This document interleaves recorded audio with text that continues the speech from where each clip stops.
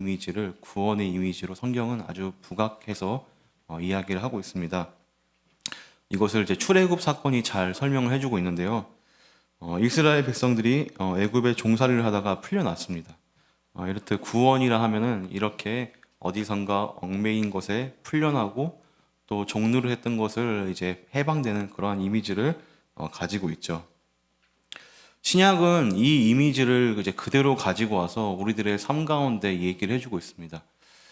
신약에서는 이 종노릇, 이 노예의 삶을 이제 죄와 죽음의 노예, 죽음의 종이라고 우리를 설명합니다. 그래서 구원이라는 것은 이 죄에서 우리를 구원해 주시고 건져내 주시고 또 사망과 죽음에서 우리를 건져내 주신다는 것이죠. 하나님께서 우리에게 구원을 베푸신다는 것은 이렇게 설명할 수 있습니다.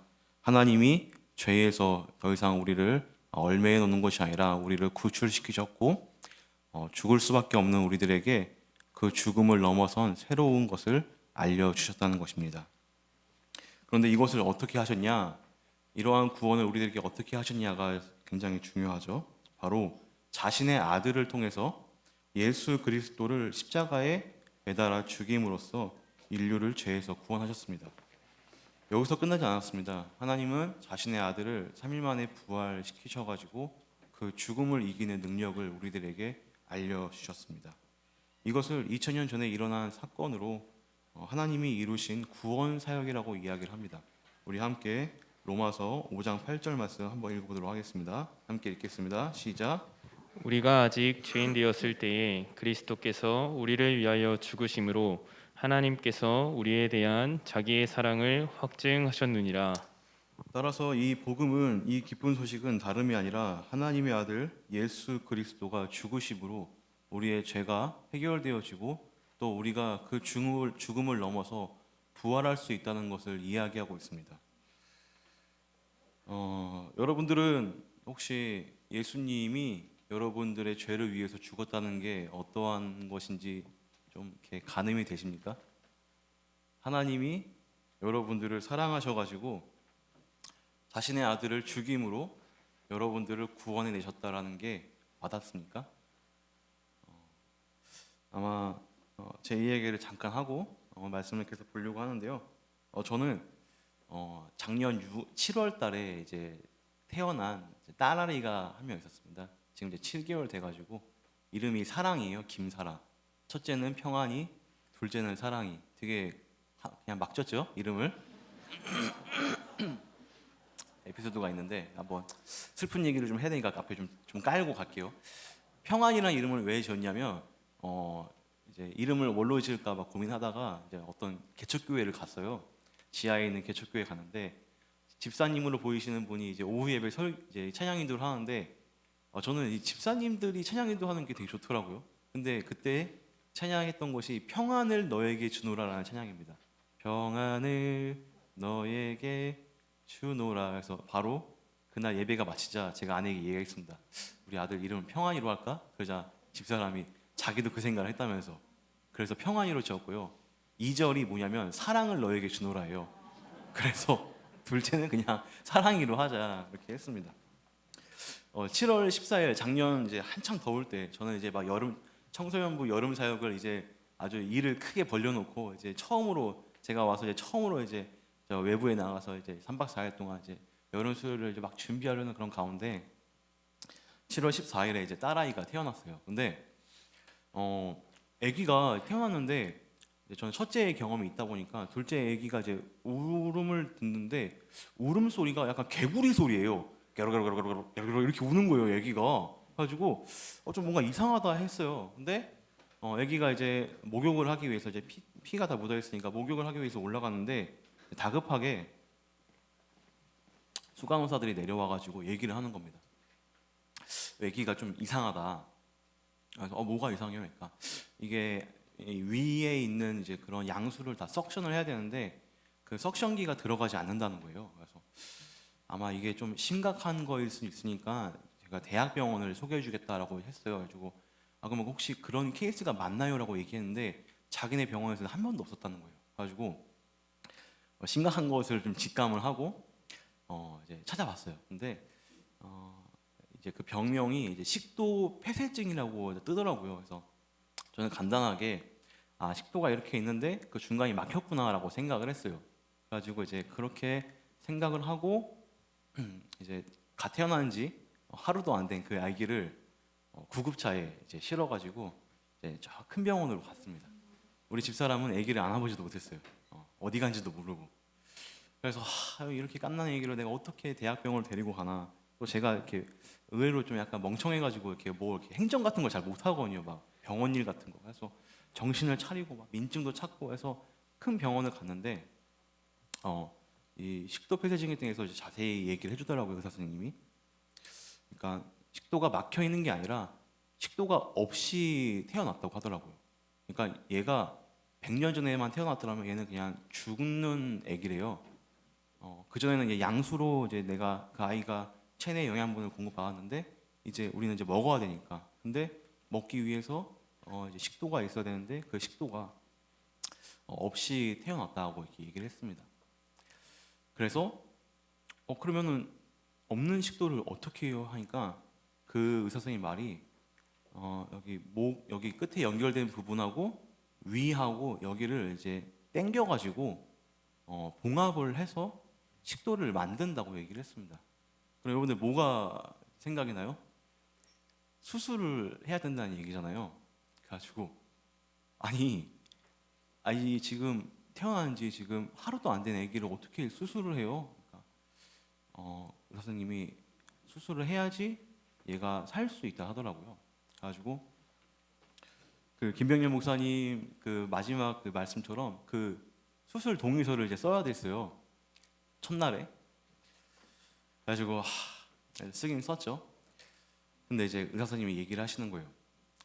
그 이 아기가 식도가 아예 없는 게 아니라 식도가 이제 기도로 붙었다고 하더라고요. 그러니까 폐로 식도가 연결이 된 거예요, 목이랑. 그래서 얘를 전신 마취를 해야 되는데 이 전신 마취를 위해서 이제 호흡을 또 해줘야 되잖아요. 산소 호흡기를 이제 달아서 이제 이걸 내려야 되는데 이게 이제 폐로 안 들어가고 장으로 들어갈, 그러니까 잘못될 확률이 아마 한 20% 정도 있다. 그러니까 20%의 확률로 아기가 안 좋게 될 수도 있습니다라고 얘기를 듣는 순간 제가 그 전에도 많이 울었었거든요.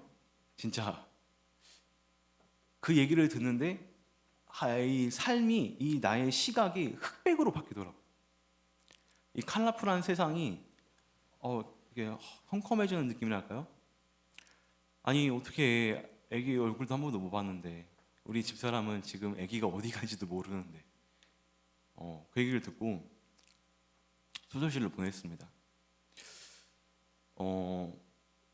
근데 그 마침 그 병원이 이제 세브란스 병원이어가지고 같은 층에 예배실이 있었어요, 기도실이. 그래서 또 이게 직업이 목사다 보니까 거기 갔죠. 따지러. 누구한테 따져요? 하나님한테 따지러 갔죠. 아니 하나님, 아니 내가 원래 그렇게 나쁜 일이 있으면 이제 나의 죄가 생각나잖아요. 내가 잘못한 거 아는데. 근데 저 아무것도 모르는 애한테 어떻게 칼을 들이대서 배를 찔 수 있어요? 너무한 거 아니에요? 아니 그리고 확률도 왜 이렇게 높아요? 다른 데 보면 뭐 5%라고 하는데 20%는 다지성답, 오지성답 중에 하나 아닌가요?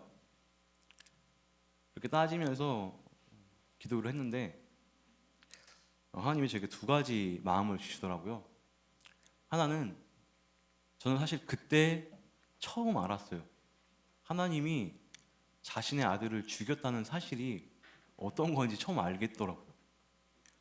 여러분들 아직 뭐 자식이 없어 보니까 여러분들을 닮은 자식을, 사랑하는 자식을 죽인다는 거는 정말 말도 안 되는 겁니다.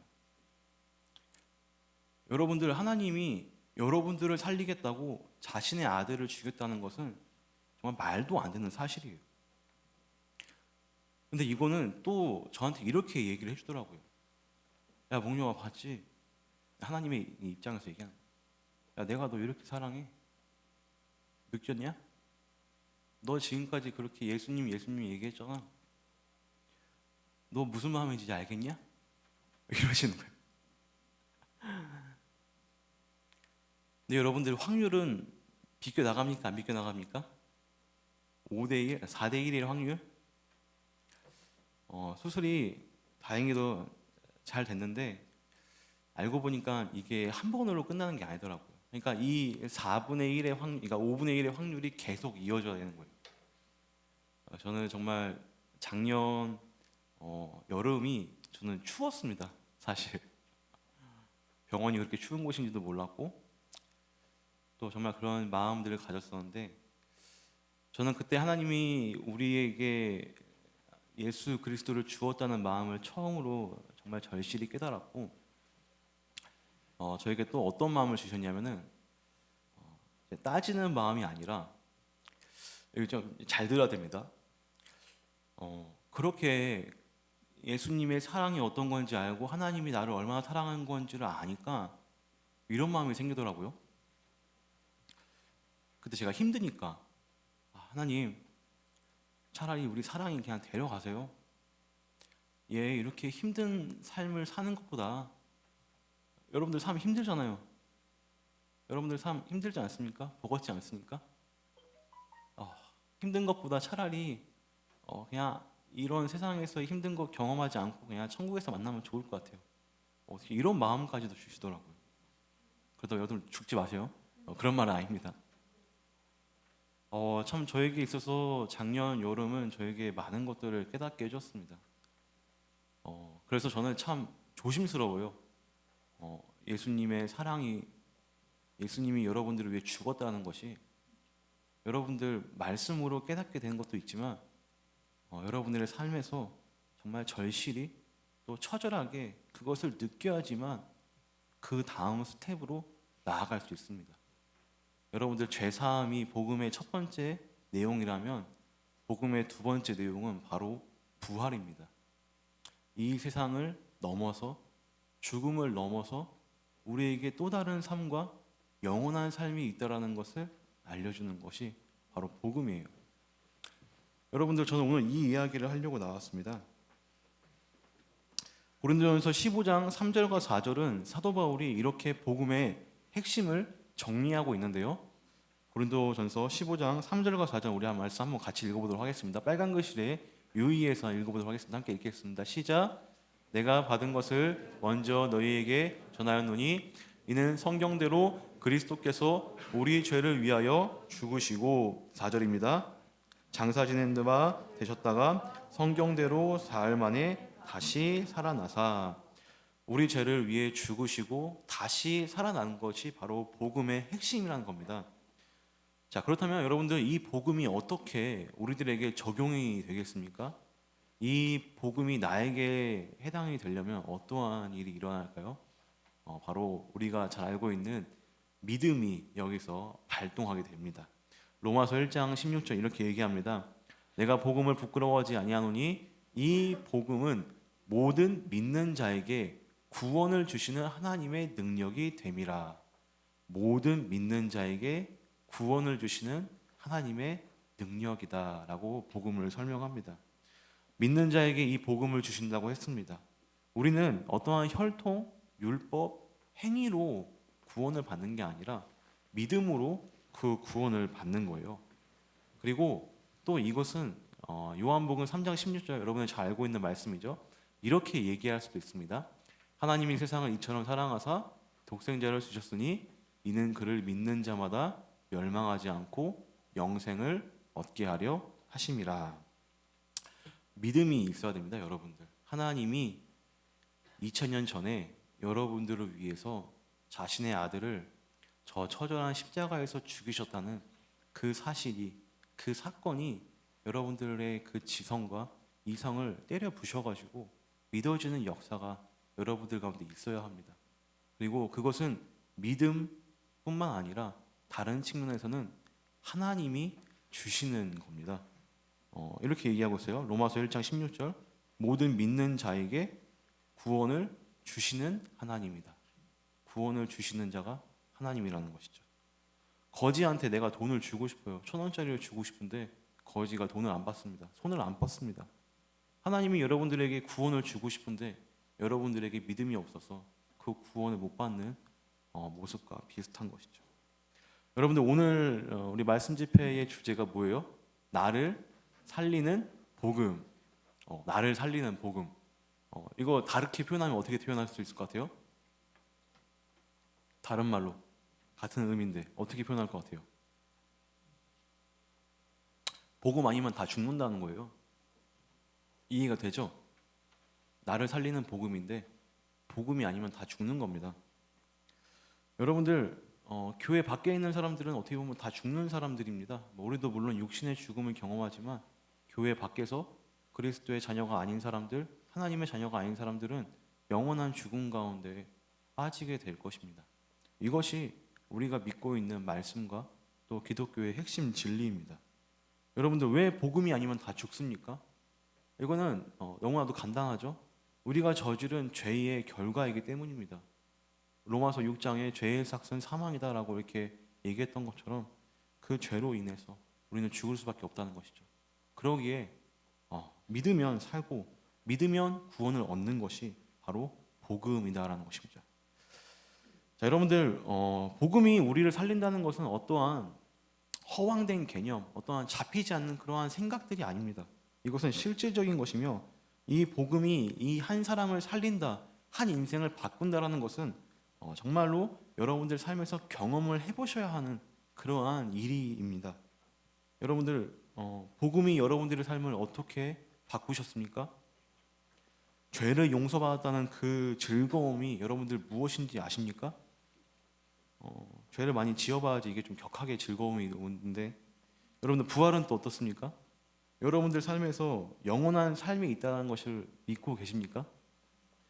죽음을 넘어서 부활한다는 것이 여러분들의 삶에 실제적으로 다가옵니까? 부활과 재림을 소망한다고 있지만 너무나도 무기력한 삶, 죽음과 사망을 어떻게 왕으로 모시고 있는 삶을 살고 있지는 않습니까?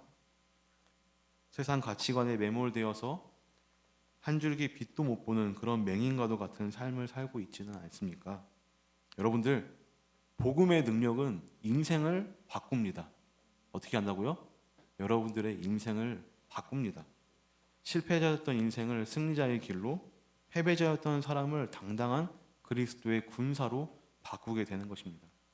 요즘에는 약간 이런 그 깡다구가 없어졌어요. 약간 옛날에는 막 진짜 저희 친구들은 산에 올라가가지고 막 옷 찢고 막 이렇게 주여 막 외치고, 여기 내 대학 동기 있는데 그 우리 대학교 위에 그 절 있는 거 알죠? 거기 그 절에 맨날 올라가지고 우리 맨날 부처님이랑 싸우고 왔어요. 친구들이랑. 그런 막 패기가 이렇게 있어야 되는. 여러분들의 인생 가운데 그런 하나님의 불, 정말 그 성령의 뜨거운 불이 있기를 가득하기를 간절히 소망합니다. 자, 여러분들 오늘 말씀은 이 복음의 특징에 대해서 설명을 하고 있습니다. 두 가지 특징을 이야기하고 있는데요. 첫 번째 특징은 바로 이 복음은 전해지는 것입니다. 사람의 말을 통해서 전해지는 것이에요. 근데 이것은 그냥 전해지는 게 아니라 복음을 아는 사람, 복음을 살고 있는 사람, 그 사람의 입술을 통해서, 말을 통해서, 삶을 통해서 전해지는 것입니다. 그러기에 여러분들이 복음을 알고 있다라고 하면은 그러한 사람들에게서 말씀을 배우고 말씀을 전해 들은 겁니다. 마치 어저께 우리가 김명년 목사님 말씀을 통해서 복음의 그 메시지 핵심을 들었던 것처럼 여러분들 삶에 그러한 복음을 듣고 여러분의 것으로 만드는 그러한 과정들이 있어야 되는 것이죠. 여러분들 고린도전서 15장 1절과 3절 말씀 한번 이렇게 표현하고 있는데요.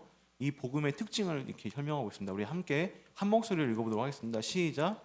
형제들아, 내가 너희에게 전한 복음을 너희에게 알게 하노니 이는 너희가 받은 것이요 또 그 가운데 선 것이라. 3절입니다. 시작. 내가 받은 것을 먼저 너희에게 전하였노니 이렇게 이는 얘기하죠. 성경대로 전하였노니. 네, 여러분들 복음을 이렇게 전한다고 했는데 사실 이 전한다고 해서 사람들이 다 받습니까? 다 받는 건 또 아니죠. 사도 바울의 입장을 한번 생각해 봅시다. 사도 바울은 1년 6개월 동안 고린도에서 복음을 전파했습니다. 그런데 그 10만 명이 넘는 그 고린도 대도시에서 복음을 받아들이는 사람은 겨우 50명 정도밖에 안 되었다라고 해요. 복음을 아는 사람, 복음을 믿는 사람은 늘 소수인 겁니다. 저는 가끔 여기 이렇게 많은 사람들이 모인 거 약간 좀 신기합니다. 10만 명당 50명이면 여러분들은 지금 200명 가까이 되니까 거의 한 40만을 책임져야 되는 그런 사람들인데, 물론 뭐 가짜도 숨어 있겠죠. 어쨌든 간에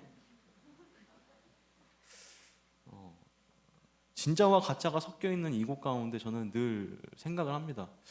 하나님, 과연 제 양은 누구이고 제 양이 아닌 사람은 누구일까요? 저들은 다 제 양이 맞습니까? 하나님의 양이 다 맞나요? 라는 그 표를 제가 제 책상에 보면 이 표가 있어요. 여러분들 이름 다 써 있는 표가, 그 표를 보면서 항상 생각합니다. 묵상에 잠길 때가 많죠. 여러분들, 복음을 들으면 사람들은 세 가지로 이렇게 반응을 보입니다.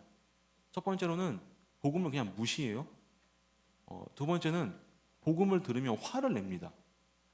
세 번째는 복음에 정확하게 반응하는 모습들. 이렇게 세 가지로 나눠볼 수 있습니다.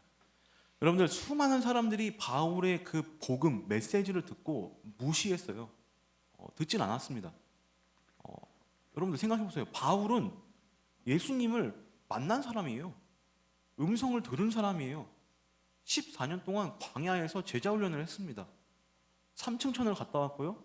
하늘나라를 보고 온 사람인데 얼마나 확신에 차있던 사람이겠습니까? 근데 그 말씀을 듣고도 수많은 사람들이 하나님께 돌아오지 않습니다. 복음은 소수에게만 허락된 것이에요. 10만 명 중에 50명. 엄청난 확률이죠. 이렇듯 복음을 들으면 많은 사람들은 무시합니다. 별로 중요하게 생각하지 않아요. 또 다른 한 부류는요, 복음을 들으면 화를 내요. 유대인들의 경우죠. 이게 무슨 말이냐? 자신이 믿었던 신념이 틀렸다는 거예요. 내가 알고 있던 믿음이 다르다는 거예요. 내가 알고 있던 성경이 틀렸다는 거예요. 내가 가지고 있던 가치관이 틀렸다는 것이죠. 이것을 복음이 정확하게 비춰주는 순간 사람들은 화를 냅니다. 저는 기대가 돼요. 제자훈련 준비반을 통해서 수많은 사람들이 저에게 화를 낼 것 같아요. 말도 안 되는 얘기를 지금 목사님이 하고 있다라면서 투서를 쓸 것 같기도 하긴 하지만, 여러분들 확실합니다. 여러분들이 제대로 배우지 못했다면 아마 여러분들은 틀린 신앙과 틀린 믿음과 틀린 기도를 하면서 살아왔을 거예요. 제자훈련을 통해서 또 깊은 성경 공부를 통해서 여러분들의 그러한 삶이 조금씩 바뀌길 간절히 소망합니다. 마지막으로는 이제 이 복음에 반응하는 사람들이에요. 하나님이 예비해 놓으신 구원이 필요한 사람들, 복음과 말씀에 반응을 합니다. 구원이 필요한 사람들이죠. 사망과 죽음에 놓인 삶이 무엇인지 알았고 죄로 인해서 그 선한 양심의 찔림을 받아 고통받았던 사람들이 이러한 복음에 반응을 합니다. 여러분들, 복음을 반응한 사람들은 그 복음을 듣고 예수님을 영접하여서 죄와 사망의 올무에서 벗어나 진정한 자유를 누리게 됩니다. 사도 바울이 이 복음을 이야기할 때, 또 제자들이 그리스도를 전파할 때 반응을 보였던, 어떠한 반응을 보였는지를 우리는 성경 사도행전에서 잘 보여주고 있죠. 자유롭게 서로 교제하고 서로 밥을 나눠 먹고 자신의 것을 서슴없이 나눠주고 늘 말씀과 예배와 찬양과 그러한 것들이 어울리다 보니까 주변 사람들에게 칭송을 받게 되는, 거기까지 가는 모습들이 바로 구원을 받은 사람들, 복음에 반응하는 사람들의 모습입니다. 여러분들, 저도 간절히 바라는 것은 여러분들이 그러한 복음에 반응하는 삶이 되었으면 좋겠습니다. 저는 21살 때 전도사를 처음 시작했습니다. 저기 경북 의성에 그 안개라는 곳이 있어요. 그 엄청 시골인데요. 편의점이 하나밖에 없습니다, 동네에. 그런 데서 그런 데서 이제 사역을 했었는데, 제가 그 첫 사역을 아주 대차게 말아 먹었습니다. 그 중간에 담임 목사님도 떠나시고요. 그러면 누가 왕이에요? 저밖에 없었어요, 전도사가. 그러면 저 혼자 뭐예요? 다 하는 거예요. 이해가 돼요? 21살짜리가 담임 목사님 이제 그 11시 예배만 이렇게 와가지고 설교하시고 나머지는 다 제가 했습니다. 성도가 무려 120명이나 있었어요. 그분 얼마나 불쌍했겠어요? 이해가 잘 안 가시죠? 21살 손 들어봐. 21살. 21살 손? 어디 있어요? 차준경이 준원이가 매주 저녁 설교하고 새벽기도 설교하고 수요예배 설교하고 금요예배 설교하고 대차게 말아먹었어요. 맨날 축구만 하고 맨날 애들이랑 라면이나 끓여 먹고, 진짜 할지 나할지 다 하고 다녔었는데, 그리고 제가 군대로 도망을 갔습니다. 군대로 도망을 갔는데 군대에서 제가 너무 군대랑 너무 잘 맞는 거예요.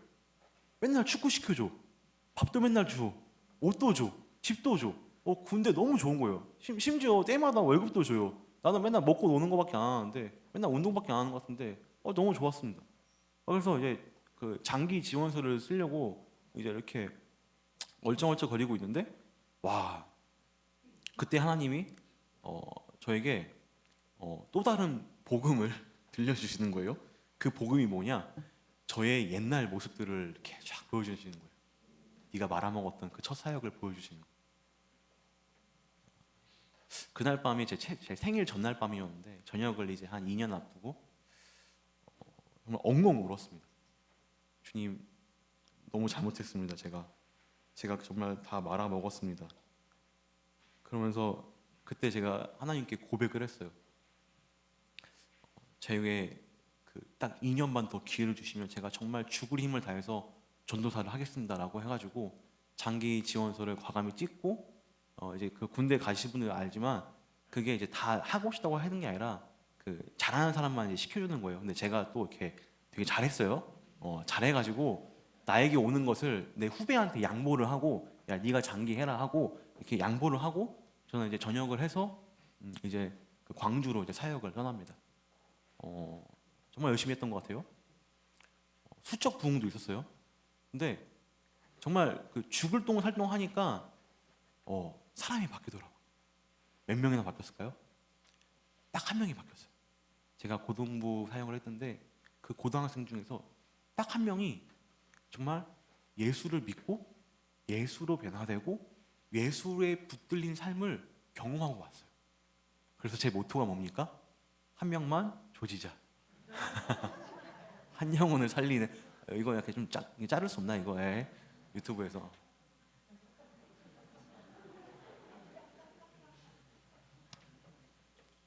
여러분들 복음에 반응하면 삶이 바뀌는 거예요. 하나님께 붙들린 바 됩니다. 망해도 괜찮아요. 저 망해가지고 제주도까지 갔다 왔었어요. 매주 비행기 타가지고 사역했었어요. 망해가지고요, 저 사역도 1년 쉬었어요. 집에서 평안히 봤어요. 남자가 결혼했는데 집사람이 돈 벌어 오고, 이거 엄청 그거 좀 마음 아픈 겁니다, 여러분들. 거기까지도 가봤어요. 이력서요? 여러분들도 더 많이 썼겠지만 저 40개 넘게 써봤어요. 그 중에 된 곳이 어디예요? 신일교회예요. 이런 거 좋아하는구나. 물론 뭐 김영생 목사님의 그 간택이 있었지만 그런 거예요. 저 그렇게 좋은 사람 아닙니다. 저 이렇게 괜찮은 사람 아니에요. 이렇게 환상을 깨세요. 저 아니어도 여러분들 더 잘하실 겁니다. 복음에 반응하면 다 걸 수 있어요. 복음에 반응하면 하나님을 의지하는 삶이 어떤 건지 알아요. 두렵지가 않고 재밌어져요. 여러분들도 그렇게 복음에 반응하는 여러분들의 인생이 되시길 간절히 바랍니다. 사도 바울은 또 두 번째로 이 복음의 특징에 대해서 이렇게 설명하고 있습니다. 복음은 자주 들어야 되는 거예요. 복음은 자주 들어야 합니다. 복음은 이례적인 것이 아닙니다. 여러분들이 뭐 몇 날 몇 시 뭐 구원파처럼 내가 이때 구원 받았다, 이때 뭐 하나님 만났다라고 해서 끝나는 게 아닙니다. 고린도전서 15장 1절 말씀 다시 한번 설명해 보겠습니다. 1절 말씀 함께 읽겠습니다. 시작. 형제들아, 내가 너희에게 전한 복음을 너희에게 알게 하노니 이는 너희가 받은 것이요 또 그 가운데 선 것이라.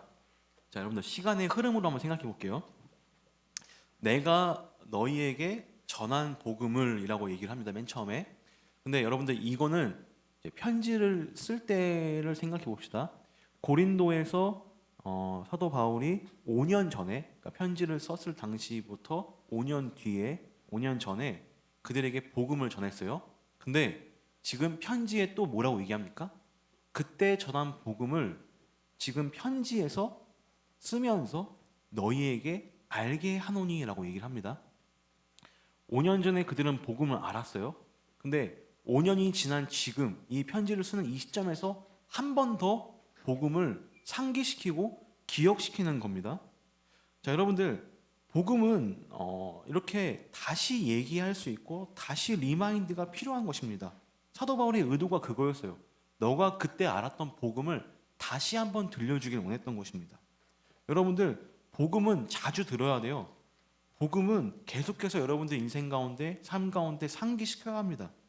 또 좋은 것은 다른 사람의 복음, 다른 사람의 복음에 어떻게 반응했는지도 듣는 것도 굉장히 여러분들에게 이롭습니다.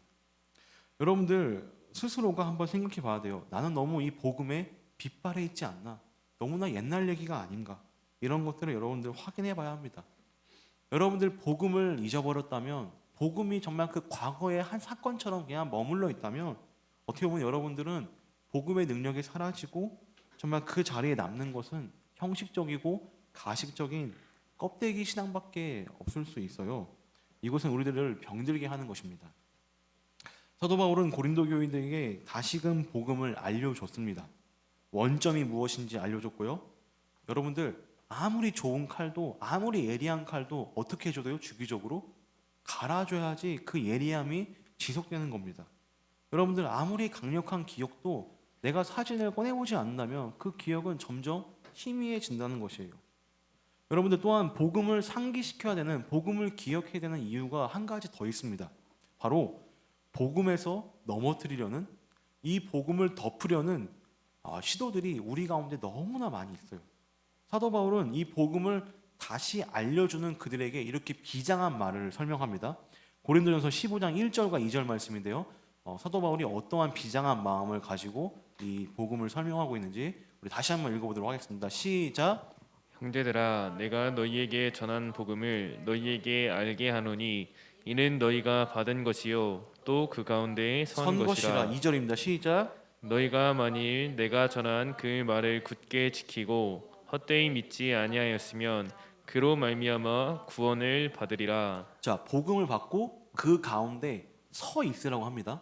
자, 이게 무슨 뜻이냐면, 어떤 이미지냐면, 여러분들 이 내가 이렇게 딱 서 있는데 좌우에서 나를 밀치고 움직이게 하려는 그러한 많은 시도가 있다는 거예요.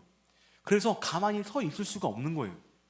자칫 잘못하다가는 내가 중심을 잃고 넘어질 수 있는 상황이 바로 복음을 받고 사는 삶입니다. 여러분들, 태풍이 심하게 불 때 바람이 여러분들을 좌우로 흔들 때가 있잖아요. 비바람이 불어칠 때 우산이 막 넘어갈 정도의 그런 바람이 여러분들을 밀칠 때가 있잖아요. 이렇듯 이 사도 바울이 얘기한 내용은 이런 내용입니다. 너가 복음 위에 바로 서 있어야 한다. 왜냐하면 그렇지 않으면 넘어지기 쉬우니까. 이 세상살이는 그러한 수많은 경우와 시도들이 있기 때문에 늘 그 가운데 서 있기를 간절히 바랍니다. 또 넘어지지 않기 위해서 그 복음 위에 2절은 어떻게 설명합니까? 굳게 지키고, 그 복음 위에 굳게 서서 굳게 지키고 그 복음을 유지하라는 것이죠. 그래서 우리가 이 복음을 이렇게 굳게 서 있고 또 그것을 지키기 위해서 계속해서 반복해가지고 들어야 된다는 것입니다.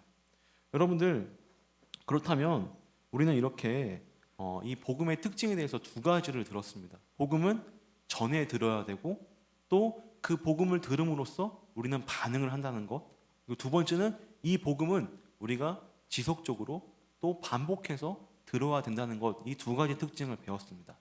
자, 저는 이제 한번 적용을 해보려고 해요. 여러분들 삶 가운데서. 여러분들, 복음은 예수 그리스도를 통해서 우리가 죄 용서를 받고 또 부활하는 것이라고 했습니다. 이게 복음의 핵심이라고 했어요. 자, 첫 번째, 죄 사함, 죄 용서에 대한 적용입니다. 여러분들, 사도 바울은 늘 자신의 죄에 대해서 생각한 사람입니다. 자신의 죄를 늘 드러냈던 사람이에요. 우리는 교회에 오면 어떻게 해요? 최대한 좋은 사람인 척, 최대한 착한 사람인 척, 그러고 살다가 이제 집에 가면은 이제 막 욕하고 막 이렇게 게임하다가 열받으면 막 어떻게 해요 막. 네, 많이 당했어요. 옛날에 롤을 좀 하다가 청소년부 애들하고 친해지려고 하다가 채팅방을 끄라 하더라고요 누가. 욕 좀 하지 마세요 여러분들. 욕하고 여러분들 자신의 죄에 대해서 사도 바울은 감추지 않았습니다. 늘 그 죄에 대해서 생각했던 사람입니다. 그는 꼬리표가 붙은 사람이에요. 어떤 꼬리표냐면은 교회를 박해했던 사람이었습니다. 교회를 괴롭혔던 사람이었어요. 수대만을 죽였습니다. 수많은 남녀노소를 잡아다가 옥에다가 넣었습니다. 교회를 핍박하기 위해서 원정팀까지 꾸려가지고 갔던 사람입니다. 이렇듯 그는 그 죄에 대해서 늘 생각했던 사람입니다. 그러기에 자신의 죄를 잘 알았기 때문에 내 죄가 없어졌다, 내 죄가 용서받았다, 내 죄가 사함받았다는 것에 대한 깊은 감격이 있었습니다. 고린도전서 15장 8절과 9절 이렇게 설명합니다. 우리 함께 한 목소리 읽어보겠습니다. 8절과 9절입니다. 시작. 맨 나중에 만삭되지 못하여 난 자 같은 내게도 보이셨느니라. 나는 사도 중에 가장 작은 자라. 나는 하나님의 교회를 박해하였으므로 사도라 칭함받기를 감당하지 못할 자니라. 만삭되지 못한 자, 이런 모진행이 같은 사람 나에게도 하나님이 와주셨습니다. 여러분들 이러한 고백이 사도 바울 가운데 있었습니다. 자, 여러분들 가운데 정말 조심해야 될 게 있어요. 그게 뭐냐면은 여러분들에게는 전혀 구원받을 자격이 없습니다. 여러분들은 구원받을 자격이 없는 사람들이에요.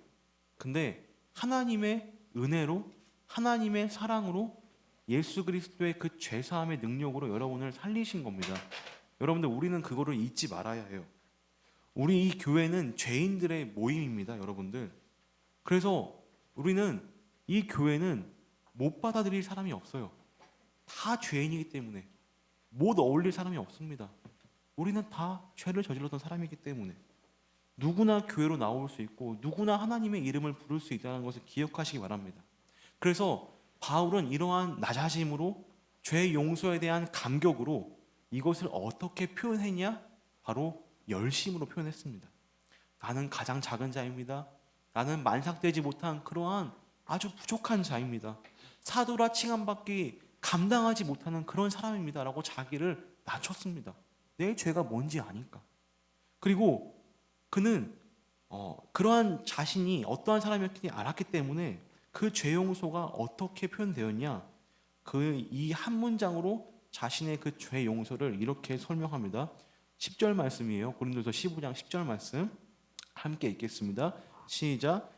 그러나 내가 나된 것은 하나님의 은혜로 된 것이니 내게 주신 그의 은혜가 헛되지 아니하며 내가 모든 사도보다 더 많이 수고하였으나 내가 한 것이 아니요 오직 나와 함께 하신 하나님의 은혜로다. 자, 이게 좀 띄워주세요 말씀을. 자, 이 죄 용서는 어떻게 설명되어지냐? 하나님의 은혜로 설명이 되어집니다. 하나님의 은혜로 내가 구원받았으니 그 은혜가 헛되지 않기 위해서 내가 열심히 살겠습니다. 열심히 사역하겠습니다. 그런데 내가 이렇게 열심히 사역하는 것조차도 다 하나님의 은혜입니다. 지금 사도 바울이 이러한 고백을 하고 있는 것이죠. 얼마나 멋진 고백입니까? 다 하나님의 은혜입니다. 복음이, 예수 그리스도의 복음이 한 인생을 살렸을 때 이러한 이야기, 이러한 대답이 나올 수 있는 것입니다. 이러한 고백이 우리 모두들에게 나왔으면 좋겠습니다. 자, 두 번째 적용입니다. 복음은 죄사함과 부활에 대한 내용이라 했는데, 자, 이제 부활에 대한 내용을 좀 얘기를 하려고 해요. 자, 부활은 곧 죽음이 끝이 아니라는 것을 설명합니다. 죽음을 이기는 능력이 그 그리스도에게 있다라는 것이죠. 그래서 우리는 그 예수님을 믿는 우리들은 그 부활을 믿으며 부활이 우리 가운데 있는 것을 알고 있고 또 그것을 기대합니다. 소망할 수 있습니다. 우리는 다시 살아날 것을 기대해야 합니다. 그런데 여러분들 하나 잊지 말아야 할 게 있어요. 이 삶을 어떻게 해석을 할 것이냐? 여러분들 이 예수님께서 부활하기 전에 어떤 일이 있었습니까? 바로 십자가가 있었습니다. 다시 살아나는 것, 내가 부활한다는 것 이전에는 무덤에 묻혀야 되는 그러한 과정이 필요합니다. 여러분들, 부활의 소망을 누가 누렸습니까? 바로 예수 그리스도, 그냥 예수 그리스도가 아니라 십자가를 지신 그 예수 그리스도가 부활하셨습니다. 또 그 부활은 누구에게 허락됩니까? 우리들에게 허락된다 그러죠?